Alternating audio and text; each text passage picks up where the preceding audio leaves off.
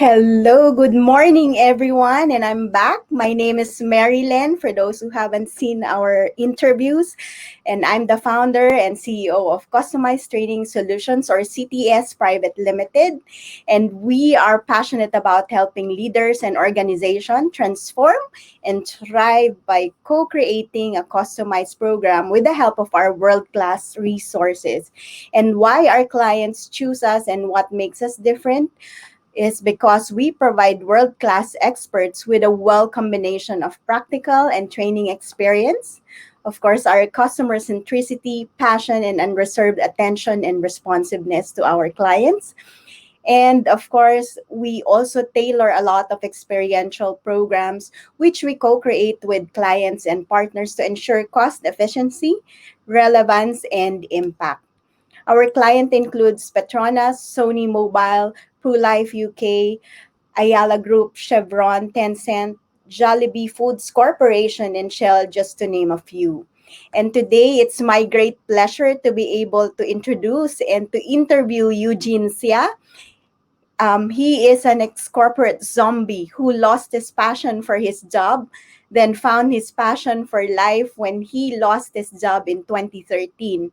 From 2013 to 2016, he went through deep financial hardships and somehow managed to become even stronger through his process or this process.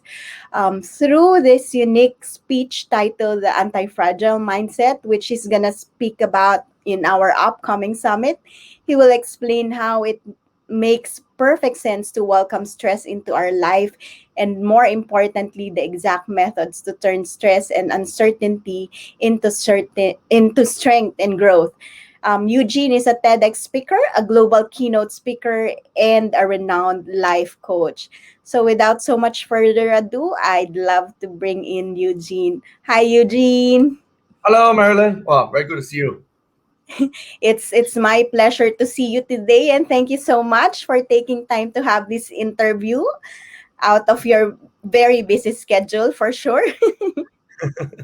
Happy to. Thank you, and happy Chinese New Year to you and your family as well. I believe you're still continuously celebrating. It's a month thing, right? Yeah. Every day visiting one family. Yeah. Oh, yes, yes. Okay. So there's a difference now on how you actually celebrate Chinese New Year as well with all the restrictions, right? Very limited.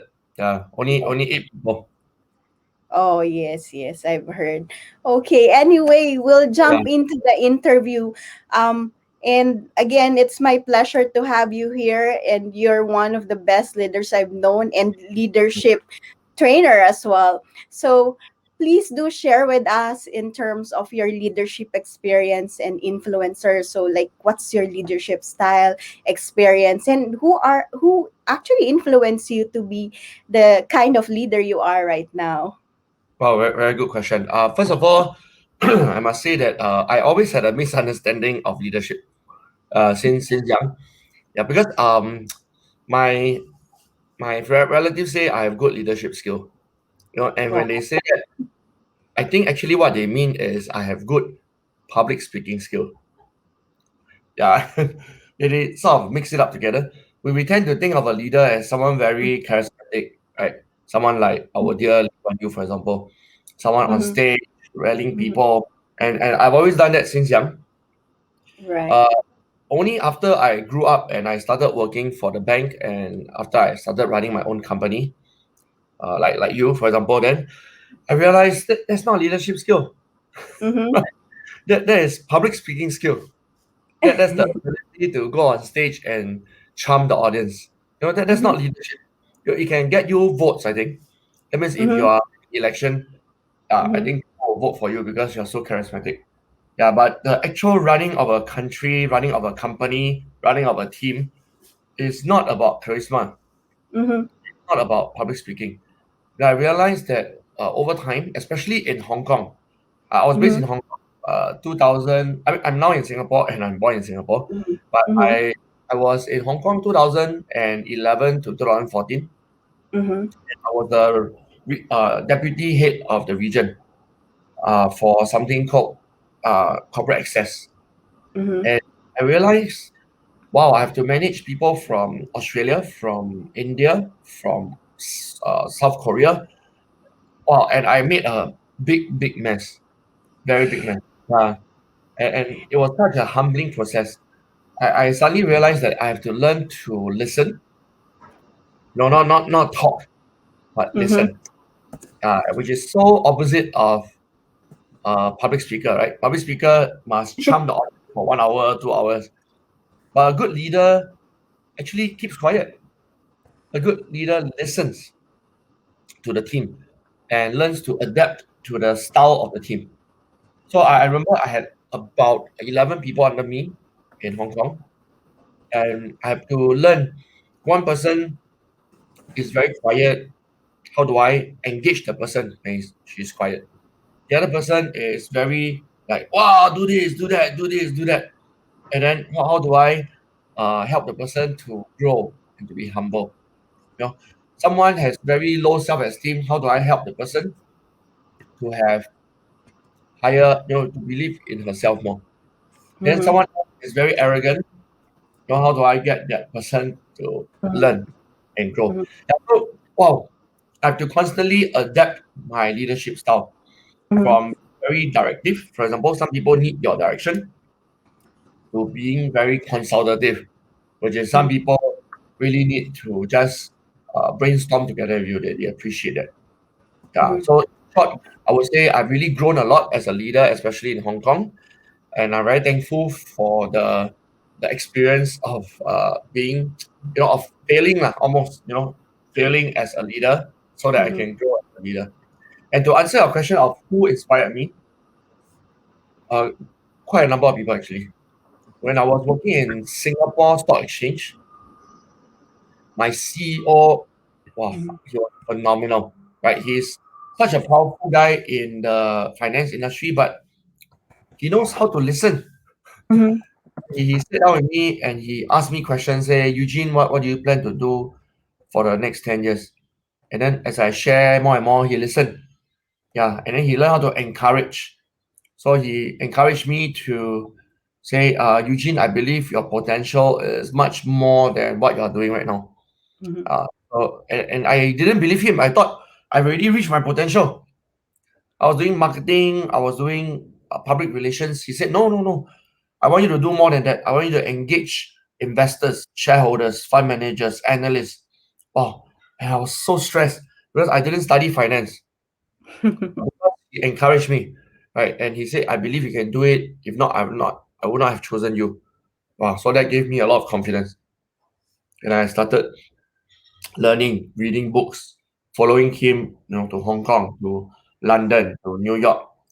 And that really helped me to learn that, wow, no matter how powerful you are, even the CEO of Stock Exchange, you also must learn to listen, to encourage, affirm, and adapt.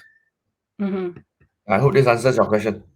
Yes, definitely. Thank you so much for sharing your story, Eugene. And I love that part when you say, as a leader, you have to know how to listen, be humble, and also believe in yourself and others. Yes. So, having said that, what is leadership for you if you have to define it? Okay. I will tell you what leadership is not. Okay. Leadership is not public speaking. Leadership is not charisma. Right? Leadership is not giving direction, and leadership uh, is not a position like CEO or Mm-hmm. vice president or deputy head. All these look like leadership. That's why a lot of people tend to think that leadership is a position, leadership is public speaking, leadership is charisma. Yeah, but leadership is not. Okay, to sum it up, leadership is a mindset. That means even a child, like your children, you have lovely children, I have lovely children. Our children can be leaders. They don't have to be prefect, counselor, class monitor, teacher. They can be leaders anytime they want to, as long as they have the mindset of a leader, which Mm-hmm. means they have to proactively do something when something is needed to be done. Like for example, homework, right? If Mhm. she has homework to be done, she does the homework without people nagging. Then that's a leader. If Mhm. she's in class, someone being bullied, and she doesn't have to be instructed. The teacher don't have to say like, "Hey, you go and protect your friend." No, no need. Mhm. Person will bring it up from within her to protect the friend. Even without being a counselor or teacher. That is Mhm. a leader. And I've seen in the newspapers and around me many leaders who have Mhm. no position. They are very normal, ordinary. Like, I mean, if you look at newspapers, they are construction workers, right? Considered very low level in Singapore, very low social status. They go and save the baby, they climb up and save children, they help elderly cross the road in the rain. That is a leader. Whereas the CEO who is too Mhm. busy to help the elderly, to help the children, to do philanthropy, that's Mhm. not a leader. I mean, for example, the notorious Donald Trump, just because he's the president does not make him a leader. I don't want to talk about politics, but I just very dislike him as a leader, right? He Mhm. is a horrible person. Yeah, but the toilet cleaner, who picks up a wallet and returns it, who helps a child who fainted in the toilet. This is a leader. Yeah, so although maybe much poorer than Donald Trump, but much richer in character. So in essence, leadership is a positive mindset to take action to help people. That's a leader. Thank you. Thank you so much for that. And that's a great piece, Leadership is a positive mindset to help others. At Yes, the end of the day, that's what we are, that's what our purpose is, to help others, right? To serve others. yes. Yes. So, so how would you define? I mean, nowadays a lot of things has evolved, has changed. Even how you celebrate your Chinese New Year, right? So, how would you define and describe the next normal? How to describe the next normal? Okay, first of all, I would like to say that the changes were always there, even Mm-hmm. before COVID-19. For example, digitization, right? Mm-hmm. Globalization, automation. All these were always there. Yeah, but it was moving very slowly. For example, working from home. We could have worked from home decades ago, right? The internet, the invention of the internet is a huge breakthrough. Mm-hmm. The moment we could do Skype, the moment we could email, everything we could work from home. But the company culture did not allow people to work from home, Mm-hmm. right? Like leaders, managers, let's not call them leaders, let's call them managers, right? Managers are so uptight. They are afraid that the people are not doing work if they're at Mm-hmm. home. They are probably cuddling their spouse, you know, playing with their children and not working. Yeah, so many people did not allow, like, for example, working mothers Mm-hmm. from home. They'll say, like, sorry, you have to resign. If you want to stay home with your children, you have to resign. If you want to work hard, then I'm sorry, go and hire a maid, take care of your Mm-hmm. children, ask your in-laws to help, then you have to come to office.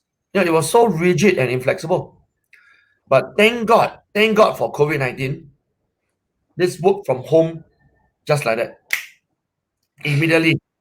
That's why True, I I agree with you. sorry, you agree with me, yeah. Yes, yes. I read on the internet that it is not the CEO, not the CFO, and not the CTO who has managed to change digitization. It's COVID-19. Yes, and I think that's one of the silver lining that, COVID-19 has made us realize on in terms of, accelerating changes and even, breaking the unnecessary culture Yes, in yes. the working environment, right? So, having said that, what will it take to navigate this crisis now that, the usual traditional metrics and assumptions that have been rendered irrelevant? Okay, I think first of all, Mhm, uh, working from home is just a simple example, right? mhm, mhm, Uh, a slightly more complex example that will also answer a question mhm, is globalization. mhm, Currently, a lot of people are trying to hire locals. I mean, Mm-hmm.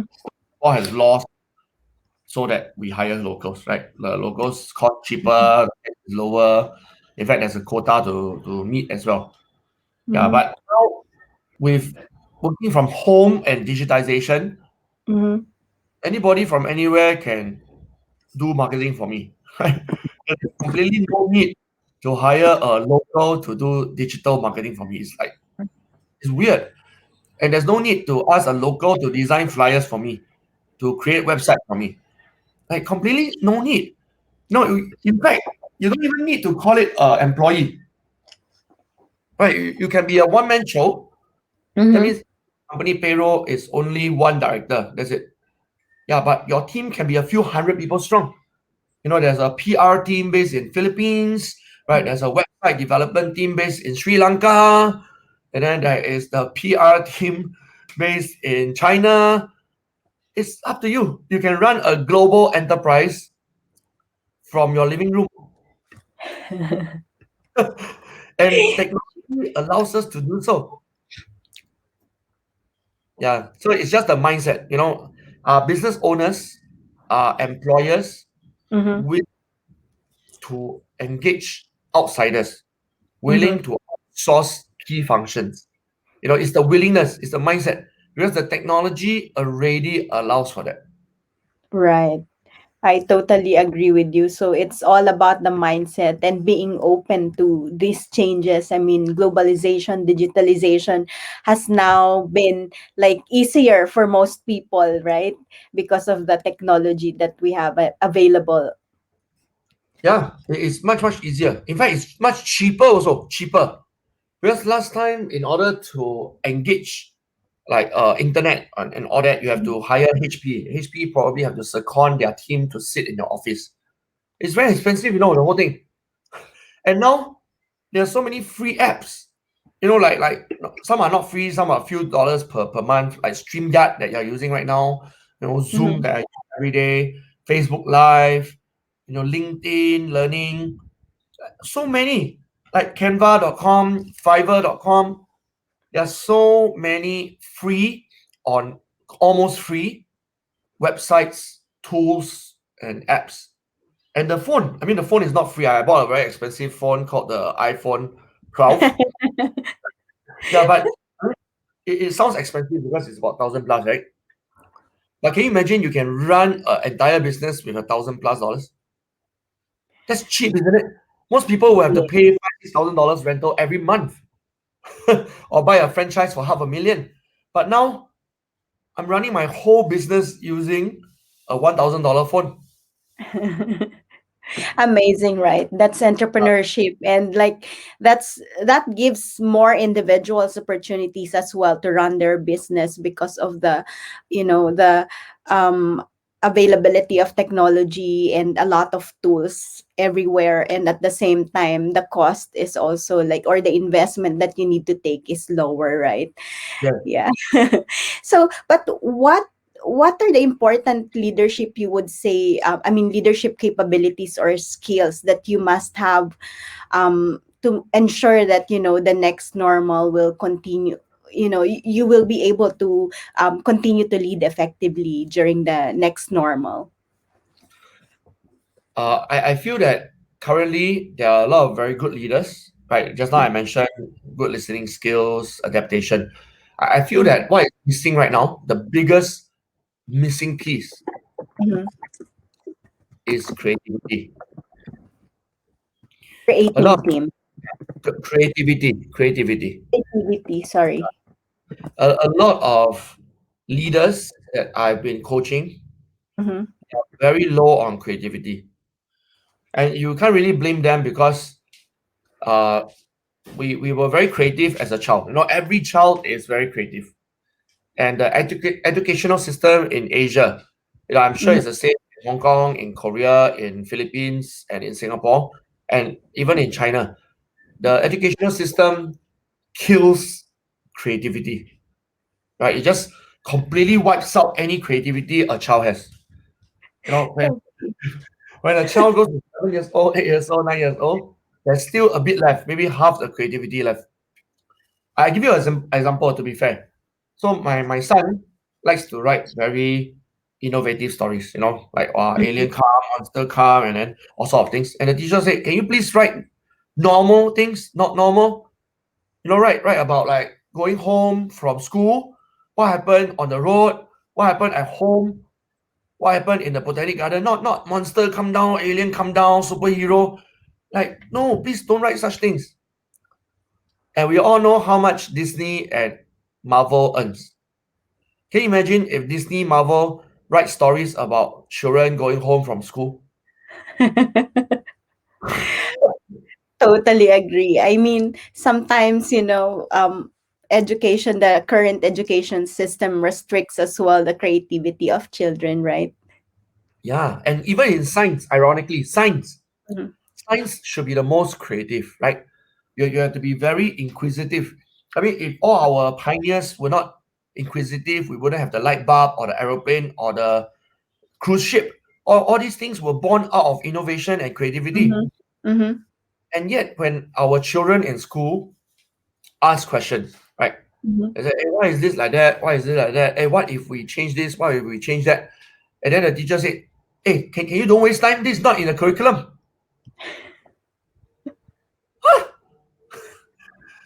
So that's very, very sad. Right. In English writing, not creative. In science, not creative. Wow, and don't even get me started on mathematics, right?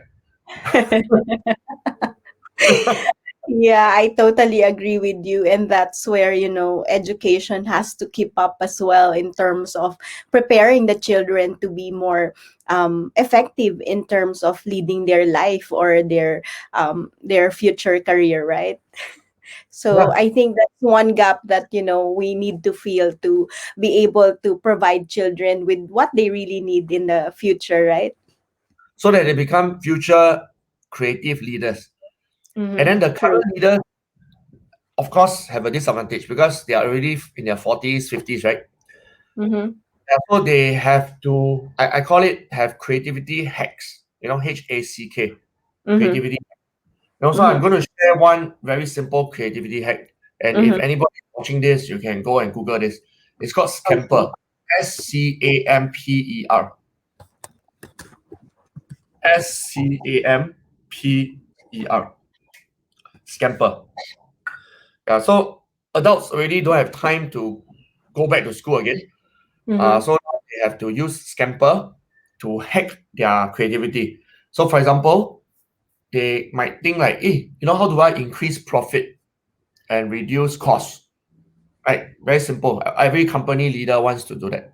And Mm-hmm. then they need to substitute something. The S stands for substitute. So let's substitute a person with a machine. Mm-hmm. Yeah. So in the in the McDonald's, you see everyone ordering burgers on a machine, and therefore you need significantly less people working in McDonald's. Mm-hmm. Right? You look at the cars. Right? Cars are now trying to go auto. Mm-hmm. Very soon, the moment. I mean, now it's still not commercially available, but give it another 5 years. Definitely, there will be taxis on the road that is self-driven. Even the taxi driver's job is gone. Also, we can substitute a human with machine. So that's the S part. I'm not going to go through all seven, yeah, but just an Mm-hmm. example. Second one Mm-hmm. is C. C stands for combine.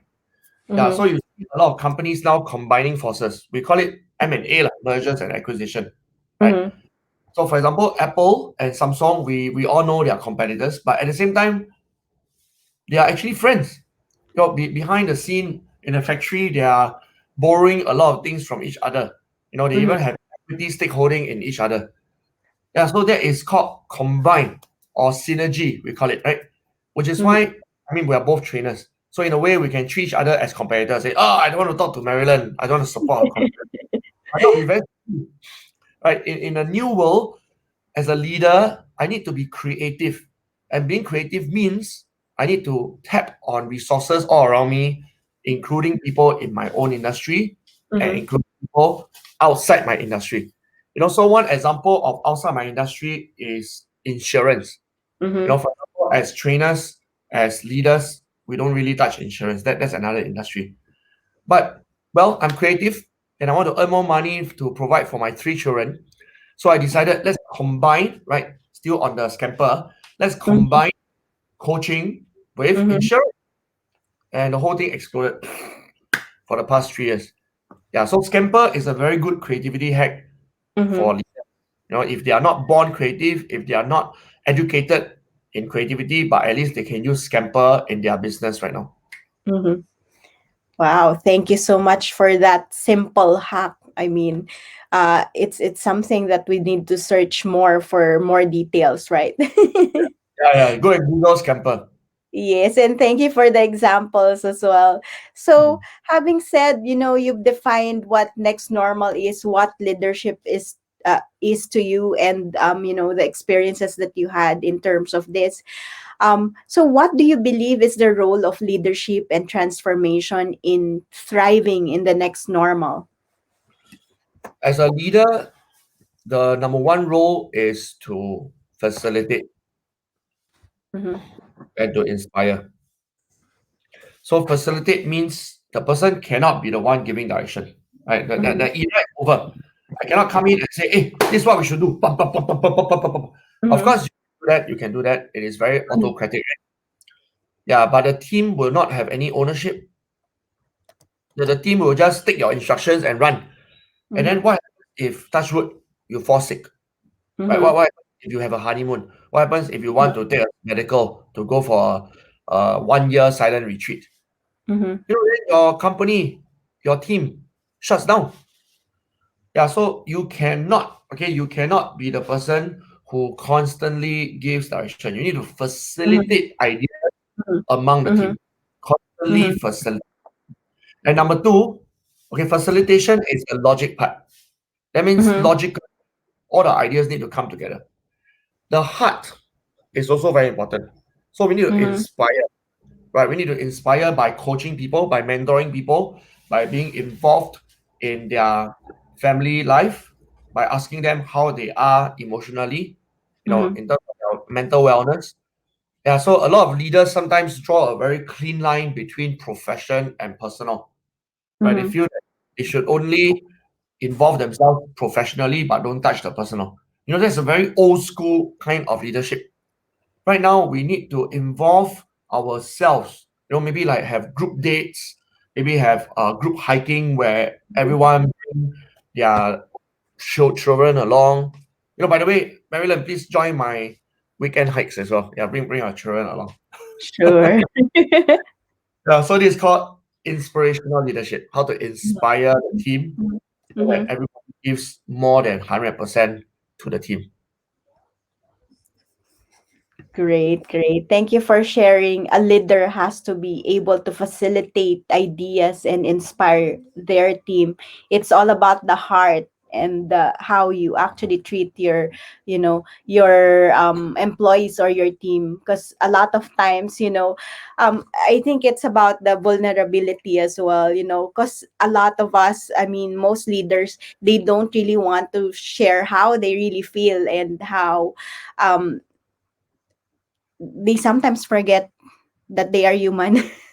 Yeah, yeah, yeah. That's right. And for them, a lot of times vulnerability is something, is a sign of weakness when if for you to be able to inspire and facilitate ideas, you have to be, authentic, you have to be vulnerable yourself as a leader, right? Yes. Yeah. So, and that goes to our next and last question, in fact. So, um, this is actually my Miss Universe question for you. Okay. What is it? World So, peace, world peace. Yeah. yeah. So, if you were to ask yourself a question that you can best answer, what would it be and why? If I ask myself a question Yes. and best answer, That what you would it can best answer, uh, yes. What would what it would it be be? and why? Okay. I will ask myself, what is my full potential? What is my full potential as a leader, as a human being, as an entrepreneur? Eugene Seah, what is your full potential? And what level are you at right now? It's Mhm. like our phone. Our phone has a bar, and Mm-hmm. then check our bar, 100% is the full potential. And what percentage is it right now? I think the problem with human beings is we have no bar, right? We should actually have Not visible. not visible. Yeah. If we have a bar on our forehead, it'll be very, very obvious. Then I can see like, hey, Marilyn, you have only achieved 10% of your full potential, right? Mm-hmm. You can look at me and say, hey, Eugene, I see you only achieved 8% of your full potential. So I ask this to a lot of my clients, to my coaches, to the leaders. I say, imagine what is your full potential. Wow. And then they are stuck because a lot of them in their 40s, 50s, they think they have already achieved their full potential, you know. They think that beyond this point is all downhill. That is like grossly untrue. I am 45 years old, 45, okay? And my answer is 10%. Right Wow. now, I'm at 10% of my full potential. So there's more to go. There's more things to explore. There's more things to give. A lot more. You know, and how do I know? How do I know there's a lot more? No, I read books, I watch videos, I watch documentaries, I meet inspirational people. I volunteer in foundations, organizations, and then I see all these other leaders. They are the same age as me, some are younger than me, but wow, well, they already have multi-million dollar foundations to give to other countries. Some have Mm-hmm. already built schools, some have already built orphanages, and I haven't built anything. So how can I say I am? I don't even dare to say 10% sometimes. I feel maybe it's 0.1%. You know, and then you look at people like Bill Gates, who is maybe only about 25 years older than me, but wow, right? He's running a successful foundation. He retired from a very successful multi-billion dollar company, in fact, $1 trillion company, right? Mm-hmm. Microsoft. And then you look at people like Elon Musk, who is putting people in space, right? Who has a self-driven vehicle that looks luxurious and sexy. The first in the world to achieve both feats. You know, an electric car that actually looks luxurious. Mm-hmm. So you look at people like that, then you know, hey, wait a minute, I barely achieved 0.1%. But I want to be more fair to myself.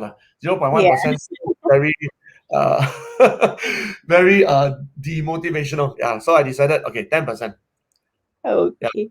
How I about you? mean, How many that's percent is your that's oh, maybe I'm also about 10% at this point in time. There's so much things to be done and there's so much people to be inspired. I mean, there's a yes. lot of a lot of work and contribution that I still can, create. I can still add more value to more people, right? Yes, definitely. Yes, yes. Thank you so much for sharing that, Eugene. And before we end this interview, please feel free to share if there's anything more that you'd like to add. And yes, do invite them on your upcoming session in our upcoming Global Leadership Summit next week. Yeah, yeah, yeah. This era where we work from home, we need to learn as much as possible. Okay, the world is changing so fast. So I highly suggest all of us take out our calendar and write down, okay? Next week, which day to which day, Marilyn? 22 to the 26th of February. That's Monday to Friday, and it's going to be from 2 to 6 p.m. Yes. And all the questions, all the excuses, we've managed to answer those already. So for those who can't make it for the next 4 hours times 5 days, we'll Mm, be actually having recordings available for them. right. And we've even opened up like a 1 day pass for them, for those who are just interested or just specific to a topic, because each day would have a specific theme. Mm, mm. Mm. Yeah, so please join us and learn as much as possible. Take notes, connect, synergize, network, and transform. Yes.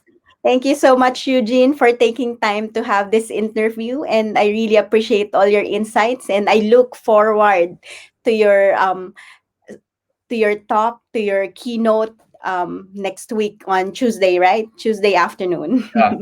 So remember, come and listen to anti-fragile mindset. Today, I have no chance to share about that. So Mhm. come my keynote, and I'll share what is the anti-fragile and how does it apply to your life and business.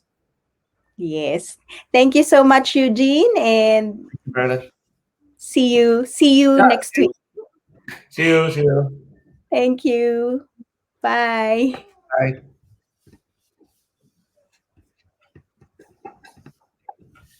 Oops. Oops.